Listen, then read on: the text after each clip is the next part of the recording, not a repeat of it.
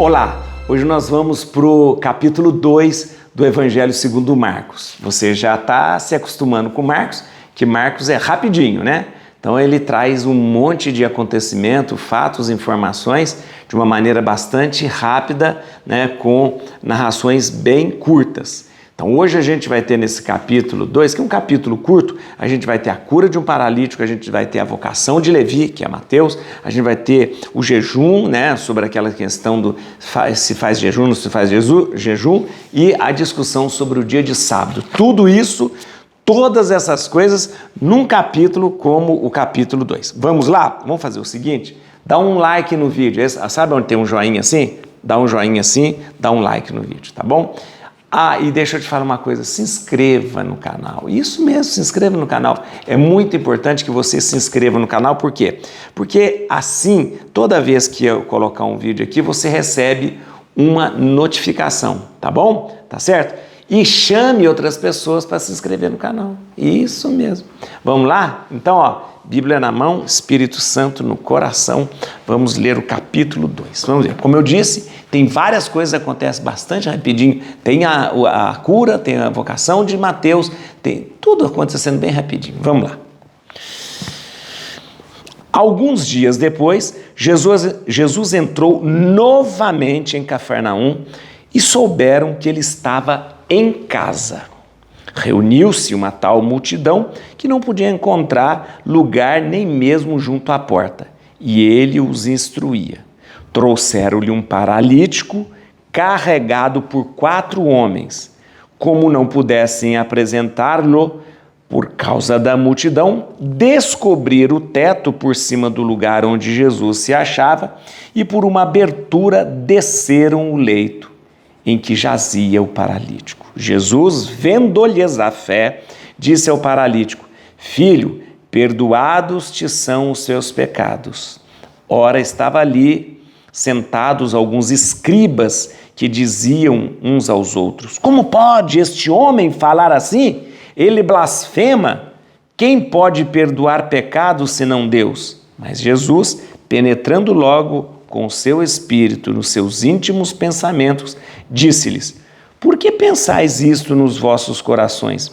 Que é mais fácil dizer ao paralítico: os pecados te são perdoados, ou dizer: levanta-te, toma o teu leito e anda?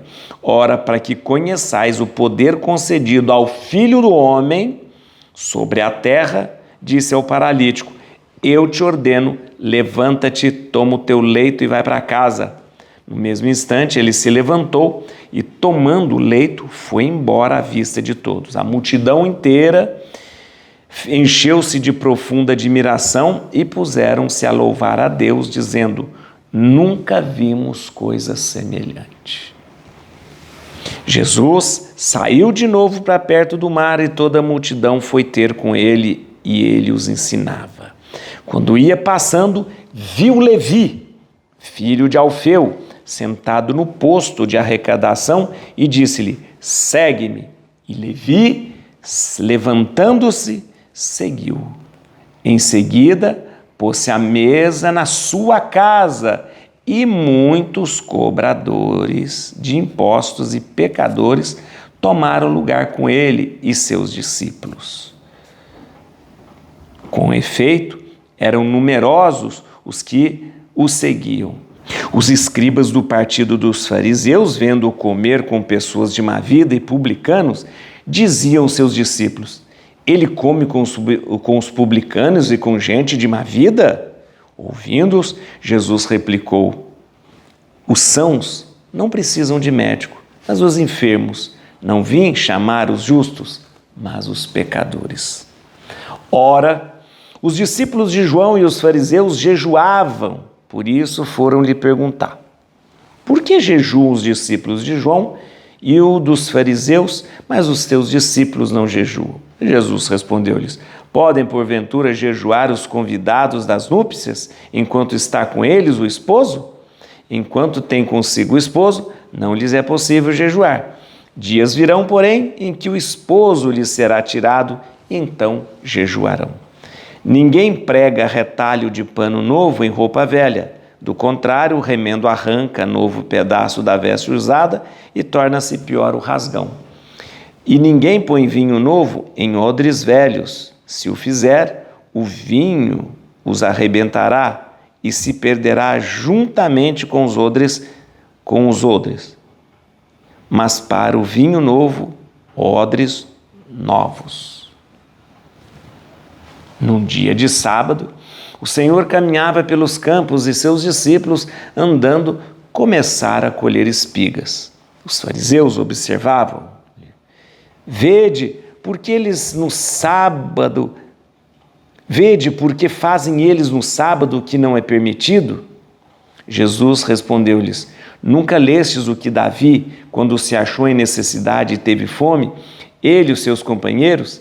Ele entrou na casa de Deus, sendo Abiatar príncipe dos sacerdotes, e comeu os pães da proposição, dos quais só aos sacerdotes era permitido comer, e os deu aos seus companheiros. E dizia-lhes: O sábado foi feito para o homem, e não o homem para o sábado. E para dizer tudo, o Filho do Homem é Senhor também do sábado. Muito bem, é muito interessante este capítulo, porque, como eu lhe disse, tem várias coisas importantíssimas acontecendo, não só acontecendo, porque cada vez que acontece algo, Jesus aproveita para trazer o ensinamento. O paralítico é levado e curado, levado na casa onde Jesus estava, que é a casa de Pedro lá. Chegou lá, arranca o teto de tanta gente que estava, coloca o paralítico. Jesus fica impressionado de ver o quê? A fé dos que carregam o paralítico e a fé daquele paralítico. Tanto é que Jesus mostra a sua autoridade e diz: os teus pecados estão perdoados, né? Ou seja, os pecados perdoados significa justamente que Jesus exprime, né, a sua autoridade ali diante dos companheiros, né, dos 4 que levaram ele,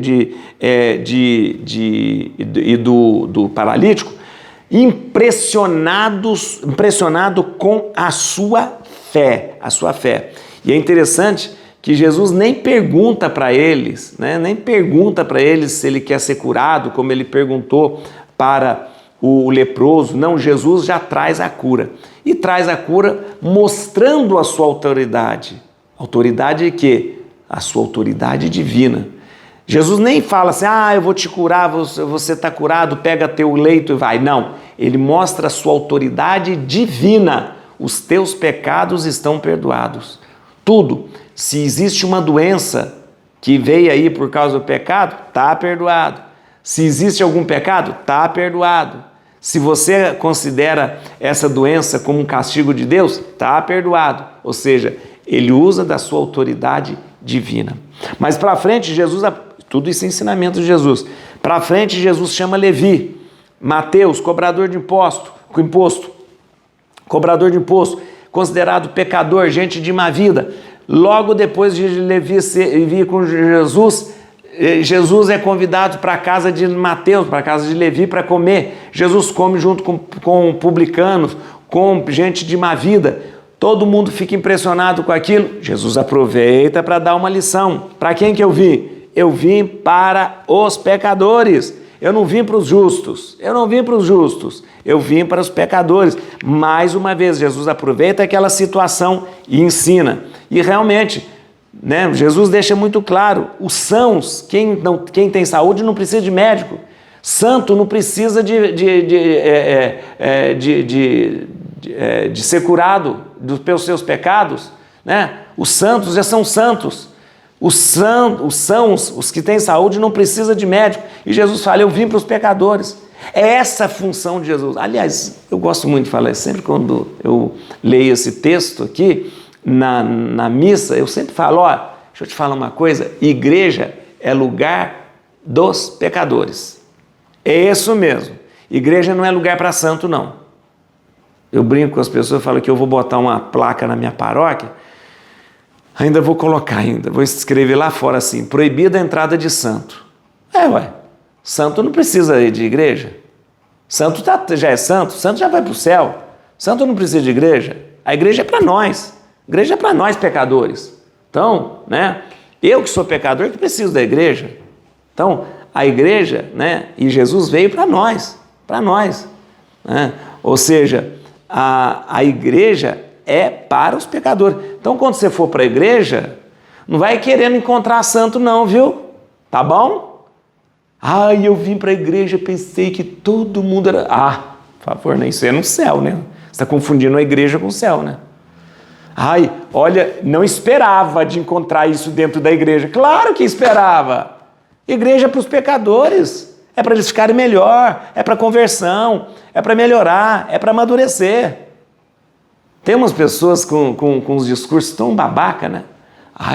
Nunca esperava encontrar isso dentro da igreja. Ora, eu vou encontrar fofoca dentro da igreja, eu vou encontrar, às vezes, julgamento dentro da igreja, vou encontrar preconceito dentro da igreja. Por quê? Porque a igreja é para os pecadores. E os pecadores vão à igreja para se tornarem santos. Então você vai encontrar assim, né? Igreja não é para os santos. Igreja é para os pecadores. Tá bom? Como Jesus veio para os pecadores. Vamos lá. Não vim chamar os justos, mas os pecadores. Vamos lá. Logo depois, de novo, aquela história do jejum. Mas os fariseus jejuam. Mas os discípulos de João jejuam. Claro, os fariseus jejuavam muito, porque eles observavam estritamente a lei. Os discípulos de João faziam muito jejum, porque João teve uma influência muito grande da comunidade essênia, sabe aquela comunidade dos essênios, ali em Qumran, perto do Mar Morto? Então, eles jejuavam, eles faziam abluções, eles faziam purificações.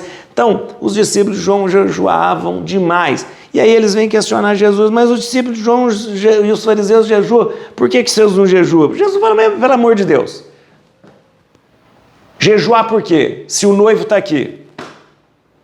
Aí Jesus apresenta aquilo que eu já te falei uma vez. Jesus sempre se apresenta como o noivo. O Evangelho sempre apresenta Jesus como noivo. O noivo que desposa a sua esposa, a igreja. Jesus, o divino esposo, a igreja, a sua esposa, né? Muito bem, o esposo está aqui. Então, nós vamos jejuar? Não, pelo contrário, vamos fazer festa. Deixa para jejuar quando o esposo não tiver, né? E aí eu volto a lembrar você que nós católicos, né, só jejuamos em 2 ocasiões, que lembra quando o esposo não está com a gente, que é na sexta-feira da paixão, quando o esposo nos foi tirado. E na quarta-feira de cinza, quando a gente entra o período da quaresma, em que o esposo estará no deserto durante os 40 dias, lembrando esse momento. Então, está entendendo? Depois, claro, se você quiser fazer jejum nas quartas-feiras, na sexta-feira, isso é uma questão pessoal. Mas, determinação da igreja, só há 2 momentos em que se faz jejum. O jejum da quarta-feira de cinza e o jejum da sexta-feira da paixão, quando o esposo nos foi tirado.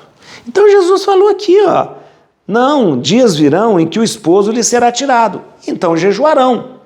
Então, enquanto o esposo está conosco, não vamos jejuar. Enquanto eu tenho Jesus na Eucaristia, não vou jejuar. Enquanto eu tenho Jesus na festa da Eucaristia, não vou jejuar. Enquanto eu tenho Jesus na minha vida, não vou jejuar. Vou jejuar em alguns momentos em que eu lembro que o esposo nos será tirado. Entendeu? Então, Jesus deixa muito claro, a sua presença é presença de alegria e esperança. Então, não há por que fazer jejum, né?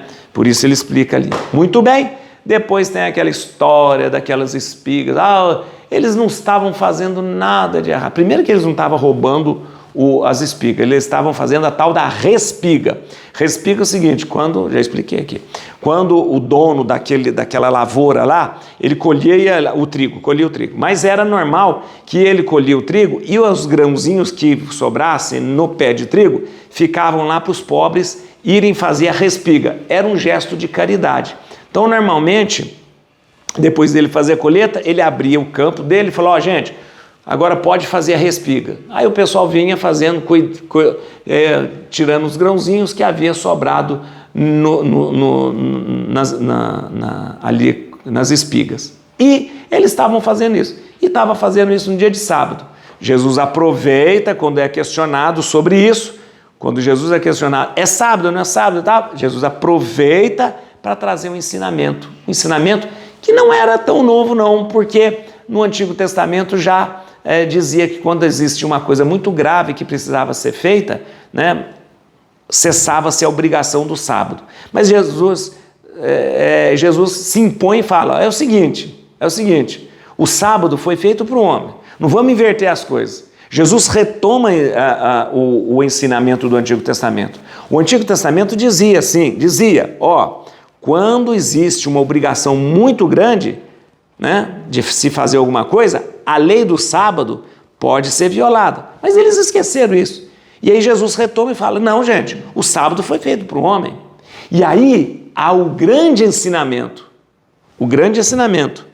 Para dizer tudo, o Filho do Homem, Jesus, é Senhor do sábado. Então Jesus faz o que ele quiser com o sábado. Você percebeu que em todos os momentos, na cura do paralítico, na vocação de Levi, na questão do jejum e na questão das espigas do dia de sábado, todos esses momentos Jesus ensinou algo. Tá bom? Vamos lá, então vamos pegar só alguns versículos que eu quero deixar claro para você.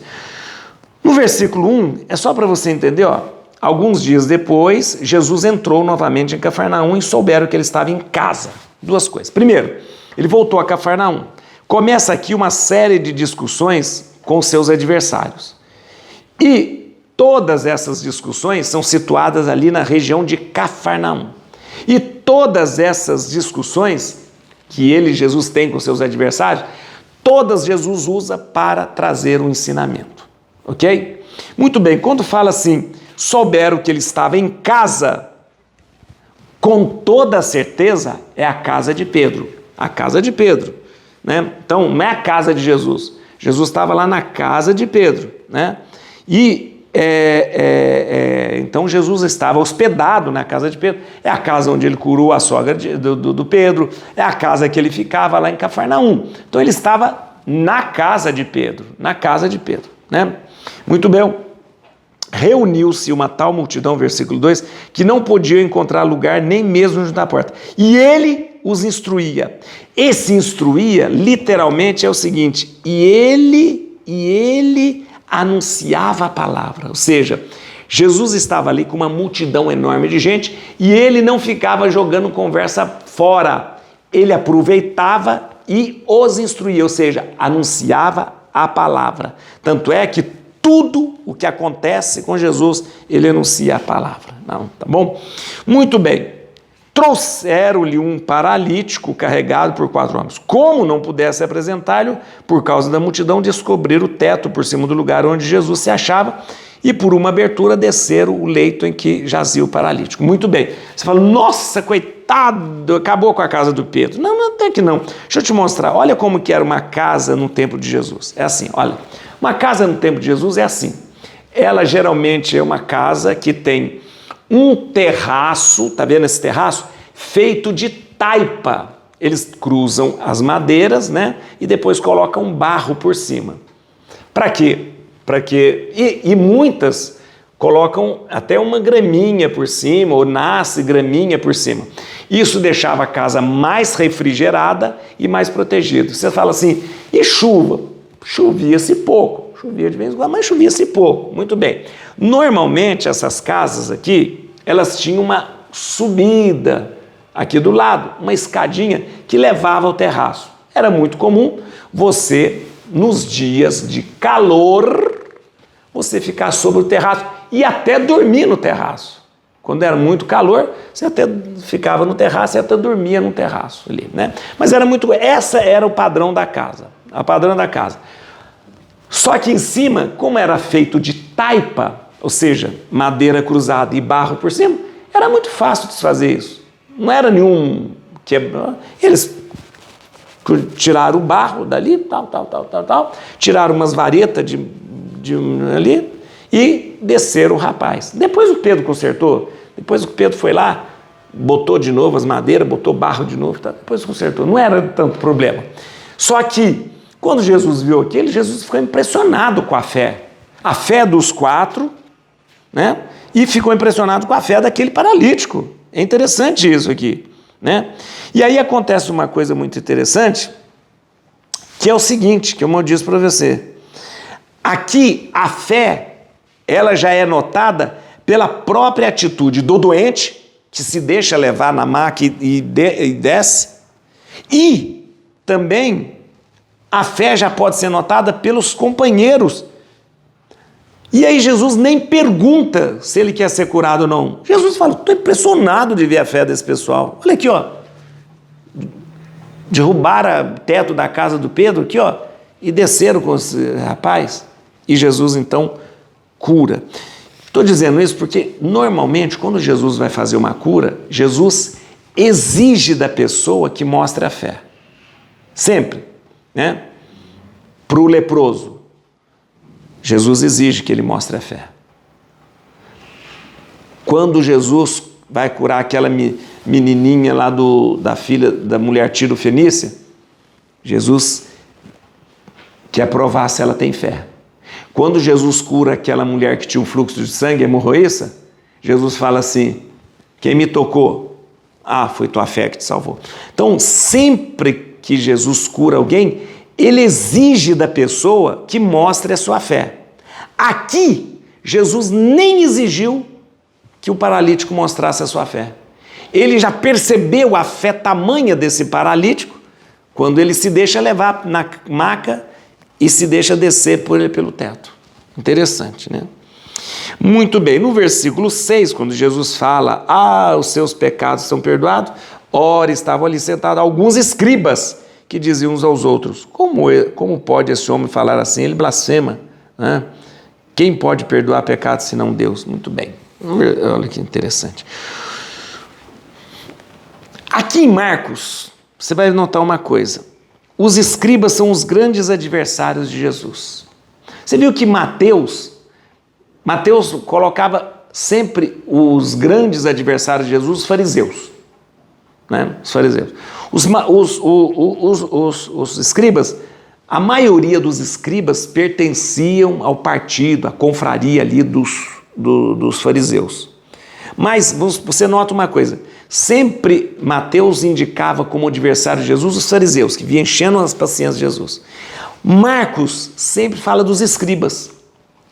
Então, os escribas são os grandes adversários de Jesus aqui em Marcos. Então, sempre que tem quem tem que apurrinhar a vida de Jesus, são os escribas, né, para Marcos, né? Muito bem. No versículo 14, é aquilo que eu te falei, Jesus, ao curar e dizer os seus pecados estão perdoados, Jesus mostra a sua autoridade divina. No versículo 14 acontece uma coisa interessante. A vocação de Levi, né? Quando ia passando, viu Levi, onde que Jesus estava? Vamos lá. Jesus saiu de novo para perto do mar. Esse mar é o mar da Galileia, ou o lago, é o lago de Tiberíades, não é o mar, né? E toda a multidão foi ter com ele, e ele os ensinava. Mais uma vez, ele instruía, ele pregava.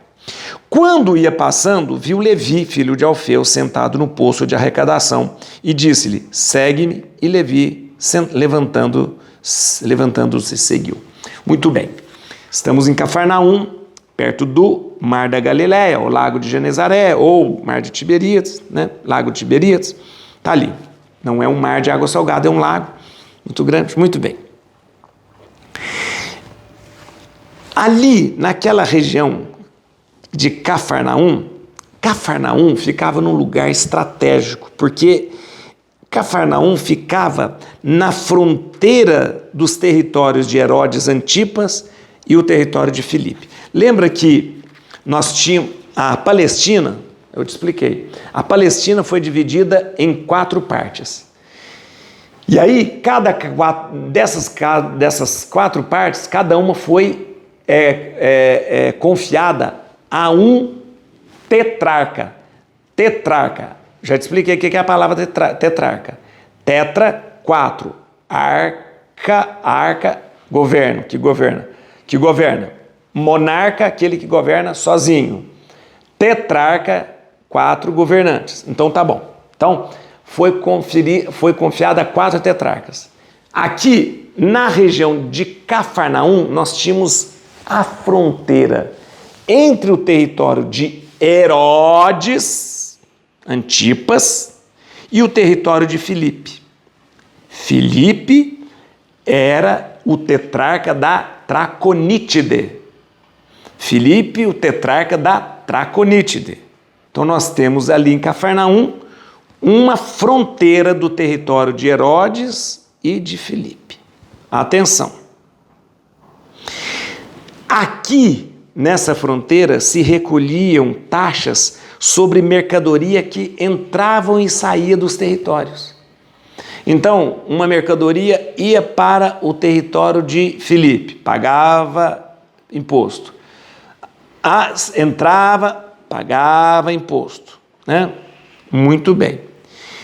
Naquele tempo, os romanos permitiam que pessoas cobrassem impostos, né? Impostos.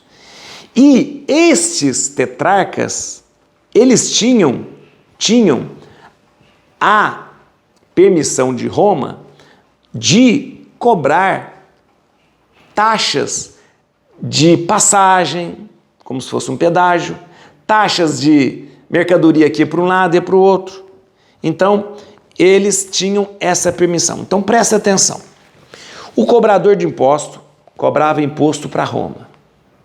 E ele também prestava serviço para o tetrarca, que o tetrarca cobrava, de repente, o imposto de passagem. Ou então, um imposto de uma mercadoria que ia daqui da Judéia para Traconítide, ou da Traconítide para a Judéia, né? Então, você imagina que esse cobrador de imposto era odiado. Odiado.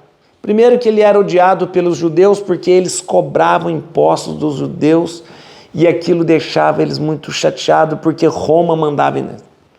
Mas eles também cobravam impostos dos tetrarcas. Herodes mandava eles cobrar imposto de passagem. Filipe mandava cobrar imposto de passagem. Filipe mandava cobrar imposto de mercadoria. Então, além de ser explorado por Roma, eles eram também explorados pelos tetrarcas. Tinha que pagar imposto para Roma, mas tinha que pagar imposto também para Herodes. Deus me livre, né? E além disso, os cobradores de impostos roubavam ainda, porque se o imposto era X, eles cobravam X mais. Porque quem fiscalizava os cobradores de impostos? Meu Deus do céu, né? Aliás, quem fiscalizava, o chefe dos cobradores de impostos, eles roubava mais que eu, era um chefe de cobrador de imposto. Então, na verdade, o cobrador de imposto era mal visto demais. Cobrava imposto para Roma, cobrava imposto para Herodes, roubava o povo, mal visto demais. E Jesus chama justamente, esse cobrador de imposto, Levi.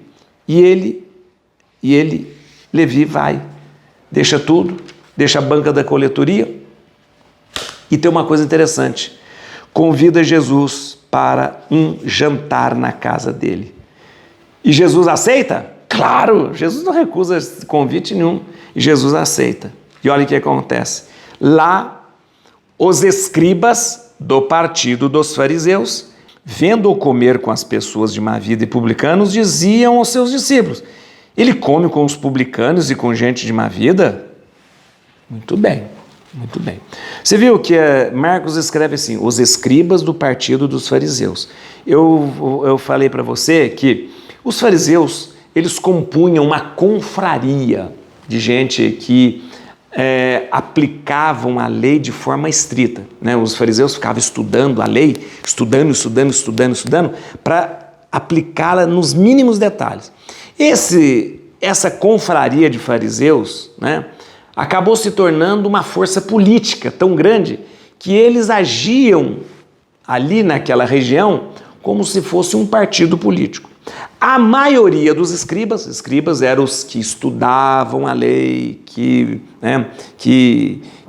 sabiam ler a lei, interpretar a lei. A maioria dos escribas faziam parte do partido, da confraria aí dos fariseus. Então, os escribas que interpretavam, que estudavam, que aprofundavam na lei, né? E eu volto a dizer a você, Para Marcos, o grande adversário de Jesus são os escribas, que no frigir dos ovos são os fariseus também. Tá. Muito bem, aqui tem aquela questão do jejum, né? Ora, os discípulos de João, os fariseus jejuavam. Por isso foram perguntar, por que jejuam os discípulos de João e dos fariseus, mas os teus discípulos não jejuam?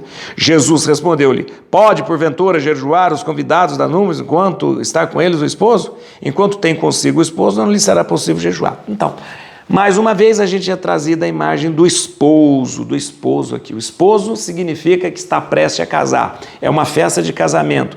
Que na linguagem bíblica, Jesus é o divino esposo que se casa, que desposa a sua igreja. A nós, a sua igreja, somos sua esposa. Muito bem. Para a visão cristã, tudo isso é uma grande festa. A presença de Jesus é festa, a presença de Jesus é esperança, a presença de Jesus é alegria. Então não cabe jejum. Já expliquei você, por isso é que a igreja católica tem somente 2 dias de jejum, para lembrar somente quando o esposo nos é tirado. Só. Depois, se você fala assim, mas o padre não sei o que mandou eu fazer jejum toda sexta-feira da quaresma. Você pode fazer por uma devoção pessoal, mas prescrição litúrgica é só na quarta-feira de cinza e na sexta-feira da paixão. Mas eu jejuo toda sexta-feira durante o ano todo. Pode fazer por devoção. A igreja recomenda jejum? Recomenda que você faça jejum, que você faça orações, porque a Bíblia recomenda isso. A igreja recomenda que se a gente em algumas ocasiões deve fazer jejum? Recomenda, porque a igreja manda fazer jejum e oração. Mas prescrição litúrgica, só quarta-feira de cinza e sexta-feira da paixão. Por quê? Porque na sexta-feira da paixão nós lembramos isso que Jesus falou. É quando o esposo nos é tirado. Nos é tirado, né? Não. Muito bem, e aí Jesus, aqui, eu quero que você note isso aqui, que quando a gente for ler o Evangelho de João, lá no capítulo 3, vai aparecer a figura do amigo do esposo. O amigo do esposo é uma coisa interessante, né? Aqui Jesus já dá, o amigo do esposo é aquele que está do lado do esposo preparando o casamento. O amigo do esposo é o que prepara o casamento, o amigo do esposo é que chama os convidados, o amigo do esposo que prepara a cerimônia, o amigo do esposo é que é aquele que organiza, é aquele que dá plena assistência para o casamento. Então, esse amigo do esposo que está sempre junto com o esposo não vai fazer jejum, porque ele se alegra de estar ao lado do esposo, né, do seu amigo, tá bom? Muito bem, no versículo 21, Jesus faz uma coisa maravilhosa aqui. Aí Jesus fala, ninguém prega retalho de pano novo em roupa velha. Do contrário, o remendo arranca um novo pedaço da veste usada. E depois fala, ninguém põe vinho novo em odres velhos. Se fizer isso, arrebentará os odres velhos, né? O que Jesus está querendo falar com isso? Gente, Jesus fala muito claramente. Agora está na hora de você fazer a sua escolha entre o que era velho e o que é novo. O que é velho é tudo isso que a lei antiga, o sacrifício antigo, os ensinamentos antigos. E eu trago agora algo novo para vocês. Uma nova aliança, um novo sacrifício, um novo sacerdócio, um novo jeito de pensar. Muito bem? O Evangelho simboliza o novo. As leis duras, os fardos pesados, o sacrifício antigo, a imolação de animais, tudo isso é velho, remendo velho, pano velho. Você não vai colocar esse pano velho em roupa nova. Você não vai pegar pano velho e colocar em roupa nova. Tudo aquilo que passou é velho. O Evangelho, que diz para amar o irmão, diz para perdoar quem te magoou, para amar o inimigo, o Evangelho que traz o novo sacerdote, o Evangelho que traz o novo sacrifício, o Evangelho que traz a nova e eterna aliança, Isto é apresentado a você. Então faça uma opção. Não me traga coisa velha e misture com coisa nova. O novo é novo. O Evangelho é o novo. E para terminar, tem o versículo 26, aquela história, comeu no dia de sábado, pegou, já expliquei, que foi uma respiga e tal. E aí no versículo 26, Jesus aqui fala, né? Ele entrou na casa de Davi, sendo Abiatar, príncipe dos sacerdotes, e comeu os pães da proposição, dos quais só os sacerdotes era permitido comer e os deu aos seus companheiros. Você lembra disso, né? Foi aquela história, o Davi estava fugindo do Saul, estava com fome com seus companheiros, está lá na primeira livro de Samuel, né? Capítulo 21. Aí ele entrou, a arca estava lá na casa não existia templo ainda, claro que não existia templo, né? Mas a arca estava na casa de Abimeleque, né? E aí eles entraram lá e comeram os pães e tal, aquela coisa toda. Os pães que eram apresentados. É só para fazer uma coisa, Marcos fez uma confusãozinha aqui. Na verdade, o sumo sacerdote não era o Abiatar. Nessa época, o sumo sacerdote era Abimeleque. O Abiatar é filho de Abimeleque. Mas nessa época que o Davi entrou e comeu os pães da proposição, quem era o sumo sacerdote era o Abimeleque, tá? Só que depois, quem fica sumo sacerdote é o Abiatar. O Abiatar, que é filho do Abimeleque, foi sumo sacerdote na época de Davi. E realmente foi um dos sumos sacerdotes mais famosos, o Abiatar. Então acho que o Marcos se confundiu na hora de escrever, ele se confundiu. Como Abiatar era o grande sacerdote no tempo de Davi, ele acabou confundindo Abimeleque com Abiatar. Mas na época que o Davi comeu os pães da proposição, quem era o sumo sacerdote era o Abimeleque. Não muda nada, estou trazendo informação para você, só formação histórica, não vai mudar nada. E no versículo 28, Jesus, como eu disse, traz um ensinamento muito taxativo. Ele diz, o sábado existe, gente, para o homem. Para o homem viver. E não o homem foi feito para o sábado. Ou seja, não vamos inverter as coisas. Jesus chama atenção de uma coisa que acontecia muito fácil. As pessoas confundiam e começavam a colocar a lei, acima da pessoa, do ser humano. E Jesus falou, não. A lei não pode estar acima do ser humano. O homem é que está acima da lei. O sábado foi feito para o homem, não é o contrário, né? E Jesus, e assim, ele termina esse capítulo, né, dizendo de forma taxativa, o Filho do Homem é Senhor também do sábado. Ou seja, mostra mais uma vez a sua autoridade divina. O Filho do Homem, se o sábado foi feito para honrar a Deus, então está aqui o Filho do Homem, que é Senhor do sábado. Et crutim Domini, fugit partes adversae, vite teledo et tribiuda, radix Davide. Aleluia.